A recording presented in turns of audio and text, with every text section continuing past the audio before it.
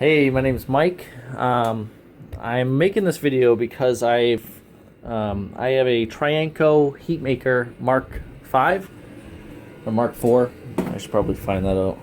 It's a Mark 2. Yeah, Trianco heatmaker Mark 2. And the situation I have was that the pressure differential valve kept going bad, and that's this guy right here. I'll show you where he is inside the unit.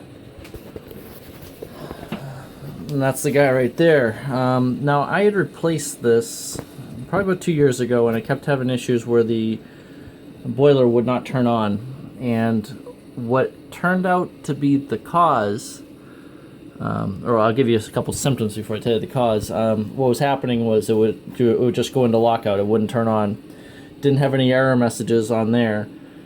But I did notice that if I tapped this, it would come back on. So what I actually thought was happening was the switch was going bad.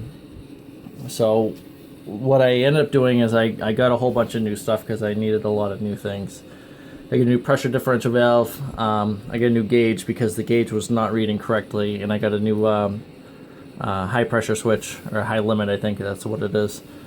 And I had previously replaced the low limit and you know, the pressure bleed valve back there. I've done a whole bunch of stuff on this. So anyway, so I got into taking this all apart to do this, the pressure differential valve. And there it goes, it's firing up. I got into doing that, and I was going to put it back in, and I noticed there's a lot of corrosion on this little tube right here. And it's a really small, I think it's a 3/16 copper line. So I ended up taking it off from there, and I noticed that I wasn't getting any flow through it.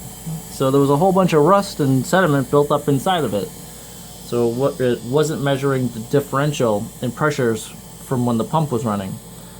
So that's kind of a good piece of information for a do-it-yourselfer.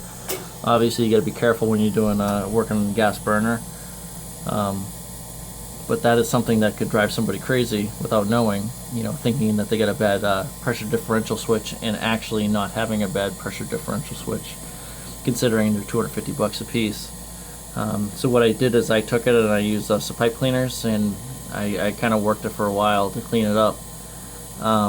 And the boiler works much better than it has ever since I've had it in the 4 years that I've lived in this house.